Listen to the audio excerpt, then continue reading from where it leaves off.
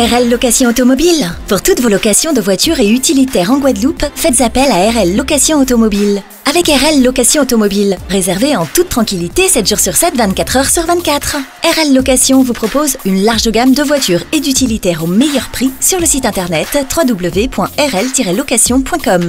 RL Location, c'est aussi l'assistance et la livraison. Pour tout renseignement, contactez-nous au 0590 10 66 87. RL Location Automobile, la location en toute simplicité. Martinique Actualité. À Fond-du-Clos, dans la commune de Cholcher, le forage d'une source déborde à tel point qu'à certains moments, c'est une véritable gerbe d'eau qui se disperse dans la nature.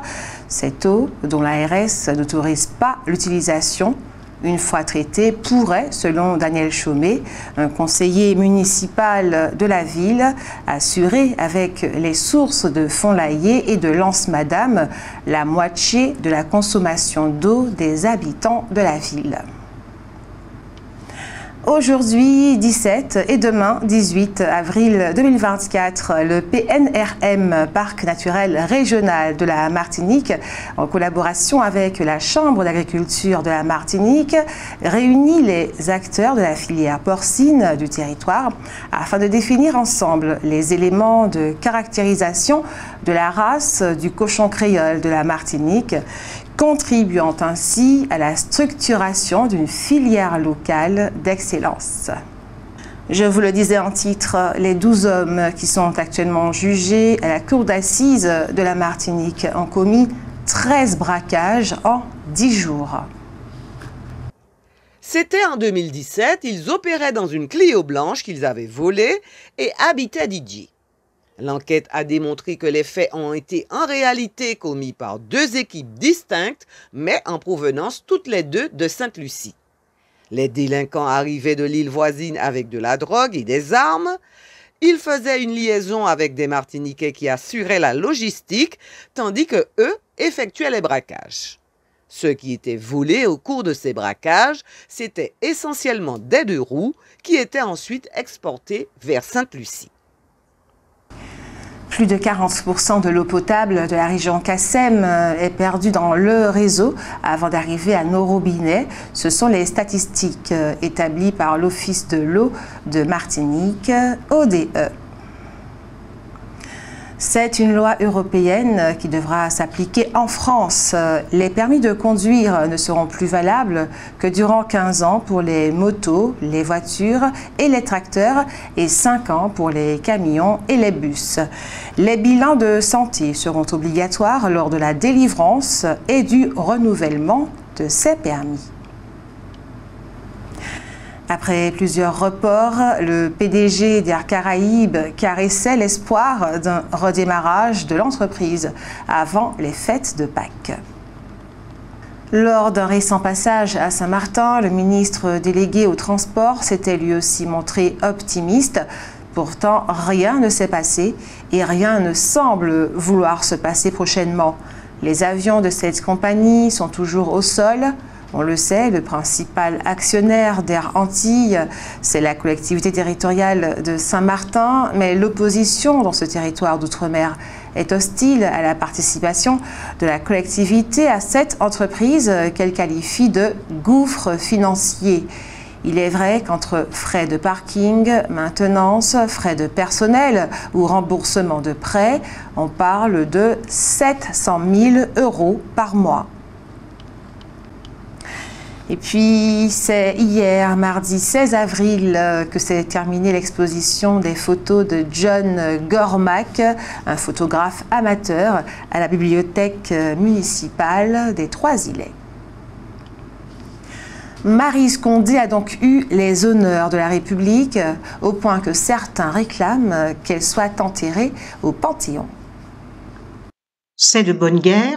Un Martiniquais, Aimé Césaire, s'y trouve déjà. Même si c'est de façon symbolique, il faut donc un Guadeloupéen ou une Guadeloupéenne. Le pire serait, bien entendu, que le gouvernement accède à cette demande. Cela montrerait le mépris dans lequel on nous tient, car c'est une forme de mépris que d'accéder à certaines sollicitations, un peu comme le propriétaire d'un petit chat qui lui donnerait une friandise pour lui faire plaisir. tant il est vrai que Marie Scondé, grande écrivaine, grande romancière, grande autobiographe, n'est jamais apparue comme ayant rendu un service exceptionnel à la France, ni d'ailleurs à son pays, la Guadeloupe. Avec la négritude, Aimé Césaire a soudain mis la France en face d'elle-même et il a restitué les nègres à leur négritude. Dès lors, il a incontestablement marqué son époque, tant avec le discours sur le colonialisme qu'avec le cahier d'un retour au pays natal. D'ailleurs, le président de la République ne s'y est pas trompé, c'est à la Bibliothèque nationale qu'il a rendu hommage à Marie Scondé en présence de nombreuses personnalités, notamment ultramarines, fières, et à juste titre, de voir honorer l'une des leurs. Il y avait notamment Lilian Thuram, Laurence Théatin, Harry Roselmack, Christiane Taubira, Jean-Marc Ayrault, l'actrice Firmine Richard, la réalisatrice Eusanne Palsy et la chanteuse lyrique Marie-Laure Garnier.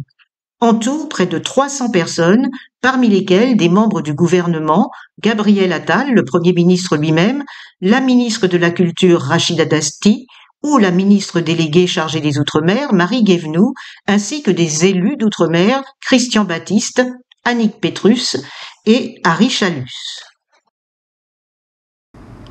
Demain, jeudi 18 avril, de 9h à 13h à la Maison de la Culture, la Chambre de commerce et d'industrie de la Martinique, en partenariat avec la ville du Lorrain, organise une rencontre à l'attention des commerçants du bourg du Lorrain pour échanger avec eux et recueillir leurs besoins. Concernant la loi sur l'indivision dite loi Letchimy, il semble que le gouvernement souffle le chaud et le froid. C'est en tout cas ce qui ressort du communiqué que nous a fait parvenir la collectivité territoriale de Martinique. Citons-le. La loi visant à l'accélération et à la simplification de la rénovation de l'habitat dégradé, parue le 9 avril 2024, a entériné la prolongation du délai d'action jusqu'en 2038 au lieu de 2028 de la loi dite loi Letchimy qui vise à faciliter les conditions de sortie de l'indivision. La collectivité territoriale de Martinique se félicite de cette prolongation qui renforcera l'application de la loi du 27 décembre 2018 dite loi Letchimy et contribuera au déblocage de nombreux problèmes de succession qui touchent plus de 40% du foncier privé en Martinique. Par ailleurs, plusieurs mesures ont également été arrêtées pour une simplification des procédures administratives et un meilleur contrôle des mécanismes de succession. Voilà donc ce qui convient au président du conseil exécutif de la collectivité territoriale de Martinique. Et voici maintenant ce qui ne lui convient pas. La collectivité n'approuve pas que cette loi du 9 avril, dans son article 51, réduise, sous certaines conditions, le temps de prescription acquisitive de 30 ans à 10 ans. Ce délai de 10 ans ne répond nullement aux enjeux locaux liés aux problèmes de filiation en Outre-mer et à l'occupation sans droit ni titre du bien d'autrui. La diminution de la période de prescription risque à la fois de compromettre la mise en œuvre des contrôles nécessaires à la procédure et d'aggraver le désordre foncier. Aujourd'hui, il s'agit plutôt de renforcer et d'encadrer les contrôles pour éviter tout abus et les drames qui en découlent. La collectivité territoriale de Martinique est donc fermement opposée à cette réduction de la période de prescription acquisitive susceptible de créer des situations dangereuses. Fin de citation. Et c'est donc signé de la CTM. Rappelons ce qu'est la prescription acquisitive. Une personne utilise un bien immobilier dont elle n'a pas officiellement la propriété. Si ce bien n'est pas revendiqué par d'autres personnes, elle peut en revendiquer la propriété au bout d'un certain temps prévu par la loi. Nous vous en avons parlé, la Chambre d'agriculture organise d'avril à juin les États généraux de l'agriculture de la Martinique, un espace d'échange où toutes les agricultrices et tous les agriculteurs qui souhaitent partager leur vision et apporter leurs éclairages auront la parole. 5 rencontres sont programmées par zone géographique sur l'ensemble du territoire. La première de ces rencontres aura lieu demain, jeudi 18 avril, avril de 16h30 à 19h30 au réfectoire à l'ancienne cantine centrale à la cité Étoile à Sainte-Marie. Et rappelons que c'est ce mercredi 17 avril de 18h à 20h au restaurant Saint-James que la ville de Sainte-Marie et le Conseil citoyen convient la population à un atelier d'échange concernant le réaménagement du front de mer de la commune. ONews Radio sur outremernews.fr.